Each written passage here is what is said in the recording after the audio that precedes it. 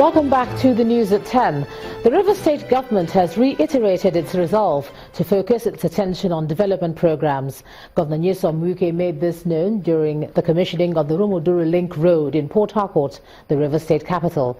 Our correspondent Emmanuel Ire reports.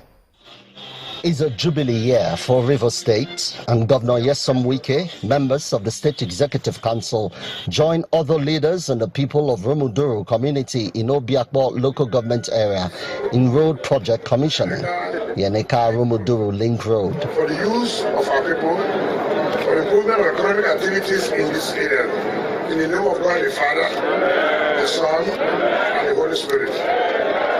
The governor says he will not be distracted in his bid to continue to execute people-oriented projects. Since they owe the people nothing, me, I owe my people a lot. And what I owe them is to make their life to be better. As a party, the People's Democratic Party, I have said it, this road will be used by everybody. According to him, attempts to frustrate his government will fail. Instead of them to say, how do I make Rivers people to be happy? They are planning to disorganize our state. Can they achieve it? No. The Commissioner of Works says Eneka Rumuduru Road is a major link road for the people. Considering the fact that this place houses highly residential areas, when the road was bad, most of the houses here were empty because people had to leave. Of course, how do you access your house when there are no roads? But today, their worst fears have all been taken care of. Governor Wike and his team also inspect ongoing work at the Port Harcourt Recreational Center, expected to be done with in the coming months. Emmanuel Ire, Channels Television News. Commuters plying the Olo-Ehiala-Umuduru Federal Highway will soon be relieved following the government's plan to rehabilitate failed portions of the road. Now, the Federal Government Maintenance Agency has mobilized contractors to resume work and pledged to complete repairs in a couple of weeks.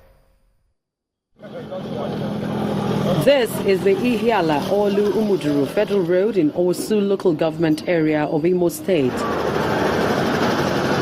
It's a 49-kilometer stretch of road linking Imo State to states in the south-south region of the country. Motorists and commuters who ply this road say the condition of the road has brought untold hardship on them, especially during the rainy season. For the past 3, 4, 5 months now, during the rainy season, you cannot even pass here. When you pass here, your car will be soaked, or you rather call some guys from the village here, they're not able to push the car out. So it's too bad. If the federal government is sincere, I use the word sincere, to rehabilitate this road. Praise be to God, and we are waiting for it to actualize. Let it be a dream come true for us. This woman is a small business owner on the stretch. According to her, the failed portion of the road has grounded businesses here. It's affected me very well because if the road is not good, I will not sell market. If you say the road is good, some people may be parking some cars there. They will be buying many things from me. And while the road is not good, I'm not selling market. And hunger is killing us here. It looks like relief on the way. The federal government says it has mobilized contractors to commence immediate rehabilitation of the road. As you can see now, we mobilize fully. We are doing, even if we want doing it by night, so that because we have heavy traffic volume this place, so that we can do it really by night and complete. So basically, maybe before the end of 2 weeks, this road will be very, very. It will be okay for motorists to be using. These people will be looking to seeing that this road is not only fixed in 2 weeks as promised, but that they will have no reason to complain about its state in the nearest future.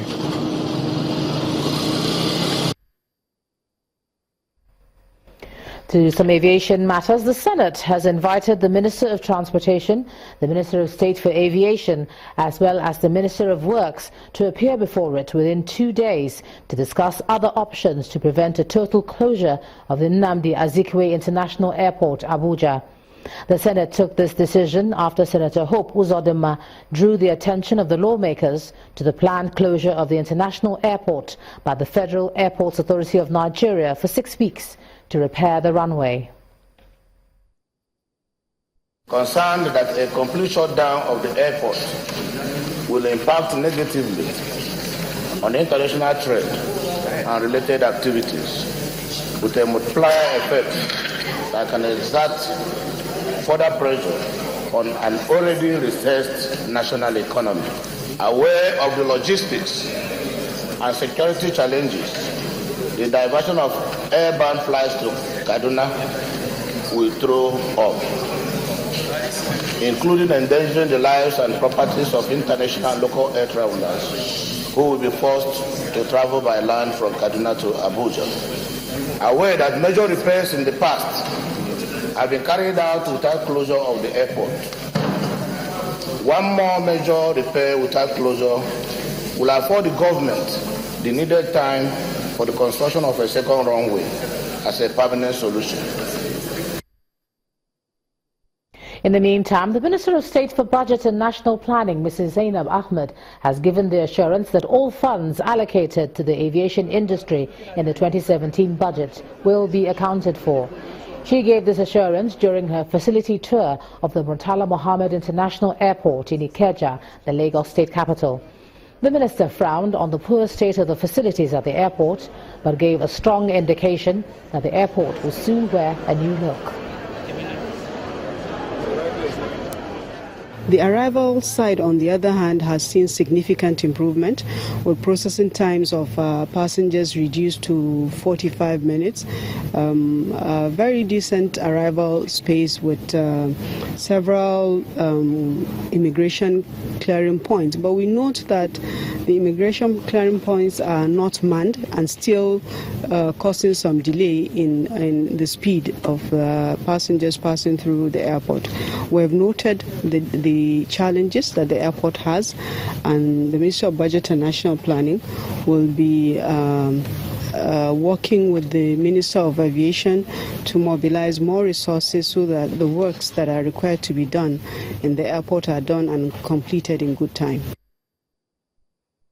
Let's take a look at some business news for the day. Here's Melinda Akinlami.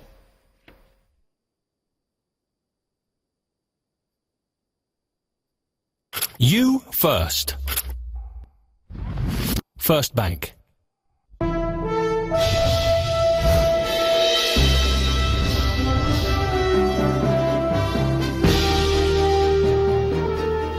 Many thanks, Ijoma. Welcome to Business News.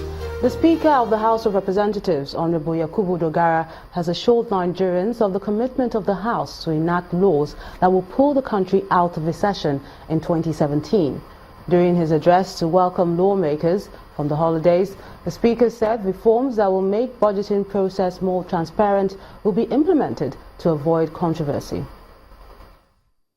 We must brace up and work assiduously and conscientiously to give Nigerians a budget that will not only lift us out of recession, but kickstart the needed expeditious journey into Nigeria's prosperity. Pledge to reform the budget process. To this end, therefore, we will ensure that the procedure and process of consideration and passage of 2017 budget is transparent, inclusive, and professionally handled. The recent fiscal measures, including import prohibition of certain items and the increase or decrease of tariff of some items, should receive appropriate legislative scrutiny to ensure that the economy and the interests of our people are protected. We must ensure that we take no prisoners in accomplishing this task. The Speaker of the House of Representatives, Honorable Yakubu Dogara. Nigeria's Bureau de Change operators are set to publish a weekly Naira-dollar exchange rate as part of measures to reduce the gap between interbank and street markets. The BDC acting president, Mr. Aminu Gwabe, says plans by licensed FX retailers to launch an online platform for thousands of its members will begin by the end of January. This meeting between the financial regulator and the BDCs is the first in 2017 and is expected to focus on a number of issues, such as the proposal by FX retailers to allow them access to export proceeds. In the meantime, the Naira is expected to weaken further in the forwards market despite measures by the Apex Bank to reduce the situation in the forex market. A Bloomberg report shows that last week, the 6-month contract declined to their lowest level since September as crude oil advanced by 20% after the Organization of Petroleum Exporting Countries, OPEC, agreed to a production cut in November. The bears regained dominance on the domestic stock market today after a brief halt, bringing the year-to-date performance down by 1.97%. Bisi Adebayo has more on today's trading.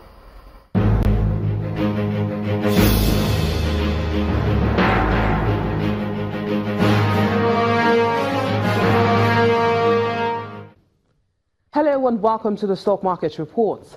Market indicators turned south by 0.88% at the close of Tuesday's trading session as investors cashed in on the first back-to-back gains for the month of January recorded on Monday. With a largely negative market breadth, the losers table was dominated by industrial blue-chip stocks, including Dangote Cement. The top three on that category were Cutix, Cavitin and 7-Up, all down by 9%. Out of 19 gainers, UAC Property led with 5%. Despite the decline in the broad index, total volume turnover increased to 372.8 million shares, valued at over 1.3 billion naira in 4,068 deals. Omoluabi Savings and Loans was the top volume driver ahead of Fidelity Bank and FCMB. That ends the stock market reports. I am Bisi Adebayo.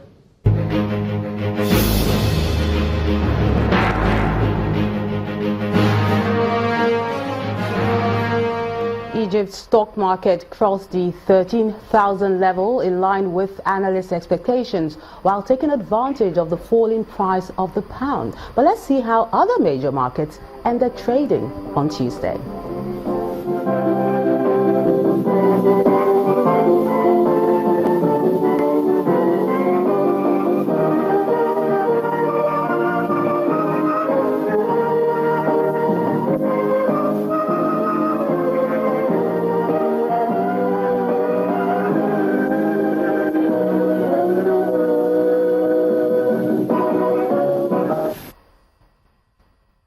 That's business news. I'm Melinda Akimami.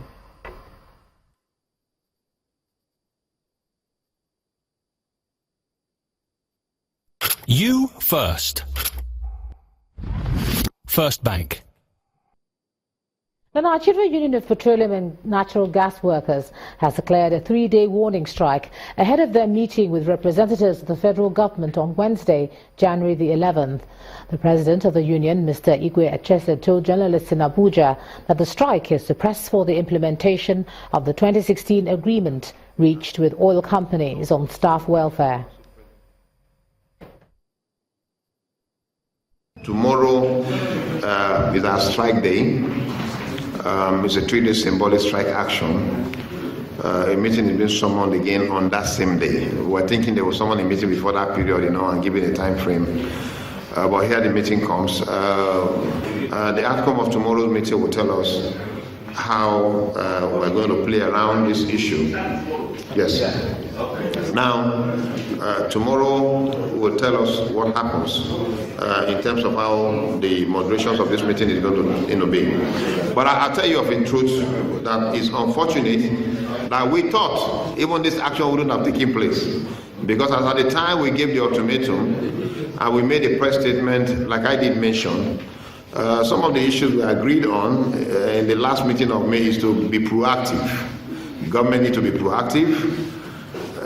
All agencies need to be proactive to some of these issues.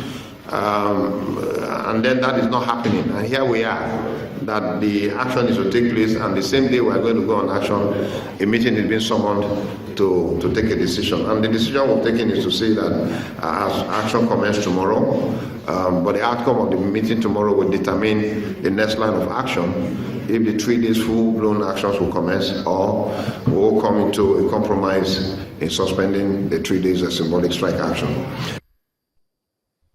The ECOWAS delegation to the Gambia, led by President Muhammadu Buhari, will be meeting with President Yahya Jammeh on Friday, January the 13th, instead of tomorrow as initially scheduled. President Buhari says the postponement at the instance of the Gambian president will not affect the delegation's mission. This was made known in a statement through the Senior Special Assistant to the President on Media and Publicity, Garba Shehu. The President again called on Gambian leaders to do everything they can to douse tension in the West African country. He also reiterated ECOWAS' commitment to resolving the crisis through dialogue with respect to the Constitution and the will of the Gambian people. Meanwhile, the Gambian Supreme Court today said it cannot rule for several months on Mr. Jammeh's challenge of election results due to a lack of judges. The Nigerian judge on the Gambian Supreme Court, Emmanuel Fagbinli, said extra judges needed to hear the case were not available. Gambia relies on foreign judges, notably from Nigeria, to staff its courts due to a lack of professionals.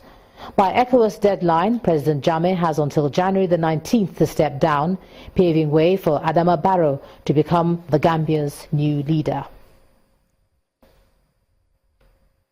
Next on the news at 10, football governing body FIFA's council unanimously approves World Cup expansion to 48 teams from 2026. That will be on sports. Please stay with us.